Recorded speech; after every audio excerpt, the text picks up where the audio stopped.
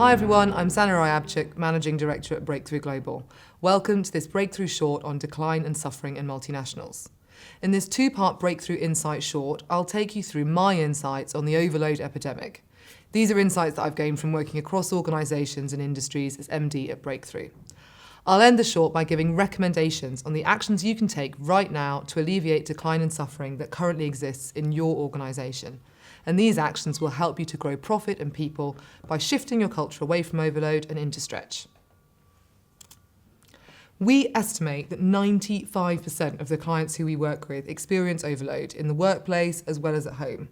So I would honestly say that there is an overload epidemic and it's making us less, not more productive. I guarantee that there is another way, however. You don't have to lurch from crisis to crisis, have high associate turnover and dwindling financial results. There's another alternative lifestyle that brings success and is enjoyable and fulfilling. As we know, the pace of change moves faster and faster. It is exponential, and where 5 to 10 year time horizons used to be the norm, now 3 to 5 years feels like a long time in many organisations. With more and more disruptors entering the market every year, we are constantly looking over our shoulders to stay ahead. Our sights have become shorter, with a tendency towards short-term focus linked to quarterly reporting. And what we hear consistently from our clients is that we must save more and more and do more with less and less. There's always been a pressure in business, yet there does seem to have been a shift, and technology, for all of its wonders, has allowed us to be on call 24/7. The expectation is that we are never fully off, and recent disruptors to global supply chain infrastructure and the Amazonization of customer delivery expectation has massively added further to this 24/7 pressure that we all feel.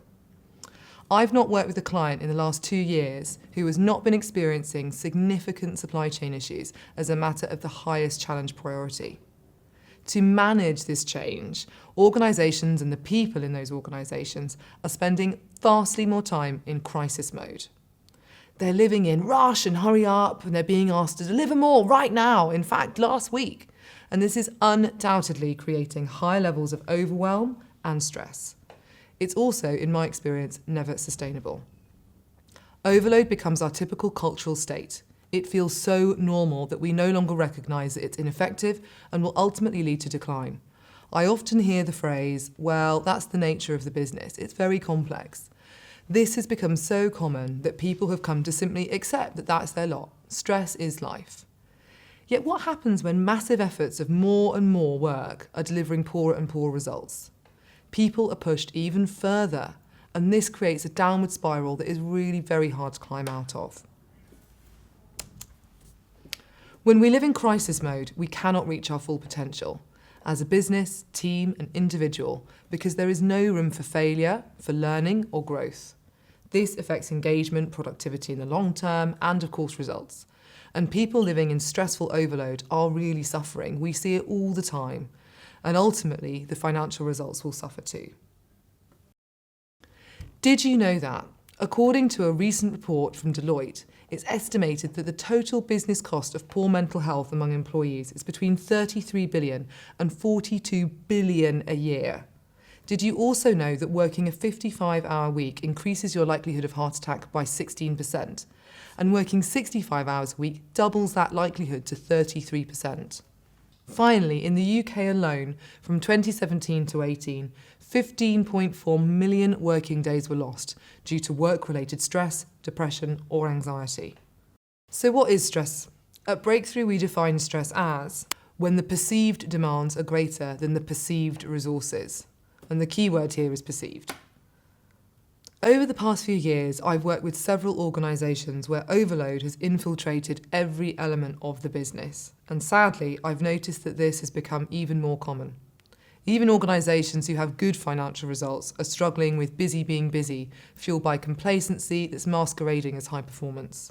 Often, short-term approaches that deliver good quarterly results now end up in decline because the burnout these results are built on is simply not sustainable. I'd like to share 2 examples of decline and suffering that we've recently witnessed in multinationals. I'll share the first here and I'll share the second in part 2 of this short. You may recognise these issues in your own organisation. So at this famous global FMCG, they decided to make savings of 750 million, but this ultimately led to a loss of 8 billion off of the company's value. Why? Well, aggressive cost cutting was designed to consolidate, remove waste and build scale. The outcome was to save 750 million through various reorganisation projects. But unrealistic timelines, wanting more people to do more right now whilst not letting anything slip, no failure allowed, and poor strategic choices built on rush and hurry up led to major issues that not only lost customers and people, but ultimately it wiped share prices and lost billions off the value of the company over a matter of months. And what of the human experience? Extreme levels of fear, stress, lack of confidence with unhappiness, lack of fulfillment, lack of engagement, and of course reduced customer experience. Breakthrough are now working with this organisation to turn around these breakdowns and generate breakthrough results. If anything you've heard was familiar to you, you need to take action now to avoid these pitfalls. Start with yourself. Identify where you feel overloaded. It's important that you start with you. Block out 40 minutes every week as white space to reflect, learn, grow, and reprioritise. In your home life, spend more time doing what inspires you most and recommend that your team do the same. Next, help your team. Identify where your team is overloaded. Do this by booking a meeting with them to build psychological safety and show them that you feel it too and that you will find a way out together by focusing on priorities that really add value. And finally, spend 10% more of your time coaching your team.